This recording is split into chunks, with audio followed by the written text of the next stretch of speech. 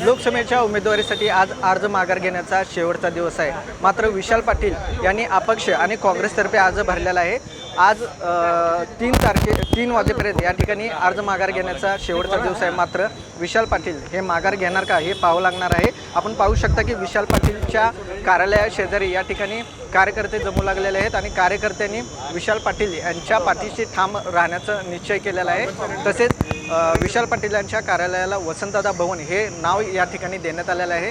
त्यामुळे विशाल पाटील हे माघार घेणार का हे पाहावं लागणार आहे। एकीकडे काँग्रेस आणि ठाकरे गटाकडून विशाल पाटील यांनी माघार घ्यावी यासाठी प्रयत्न केले जात आहेत। मात्र काँग्रेसचे कार्यकर्ते हे विशाल पाटील यांच्याशी मागे राहण्याचा ठाम निर्णय या ठिकाणी घेण्यात आला आहे। कॅमेरामन सुजितसह विजय पाटील, साम टीव्ही न्यूज, सांगली।